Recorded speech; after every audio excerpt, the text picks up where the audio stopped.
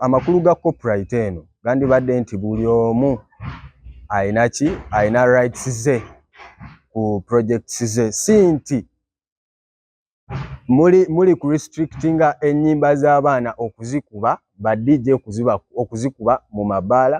ku bivvulu nga wekibadde kati ngaffe kati ku nsonga za promotion ngaffe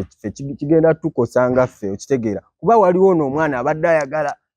ka promotion eno okitegeera which is tagenda kafuna abadde akeetaaga eno mu mabaala mu bivvulu okitegeera kwisawo nnyimba naye kati kino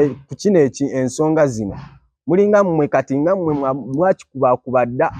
mwe Bakenzo simanyi Bebe Cool simanyi ani Bashiba Kalungi okitegeera kati temukonsiderinze you have not considered about this artist ono wa wansi mwe mukoze batya kuba waliwo abatagala kubeera waliwo abaagala eddembe lyabwe okitegeera tosobola kuŋŋamba nti ennyimba z'abaana bagenda zigaano zikuba mu mabaala olw'okuba copyright mukitegeera so nandibadde at least mugiyiseemu kweyo ensonga mulabe kyemutuyamba ngaffe okitegeera kuba abaana balina ka marketing ffe wetuli ba promoter we have been doing it before their songs are moving. Omuyimbi wa wansi yandibadde n'eddembe lye either signinga ennyimba ze zibeere eri oba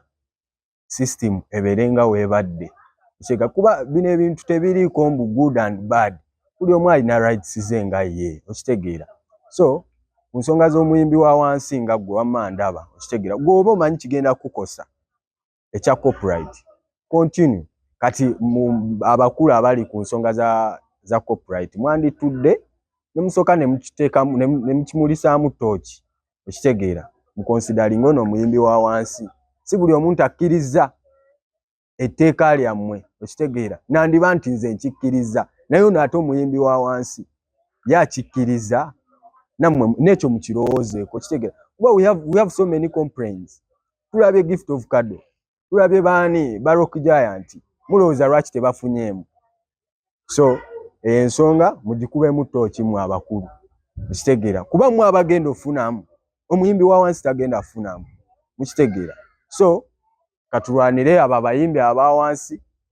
naffe ba promoter tubadde tetubifu kati mugitaddewo ffe tugenda liirawa kuba nze ddaya nze mbadde ndiira ku muyimbi wa wansi okitegeera we muŋŋaana ate okutwala ennyimba ze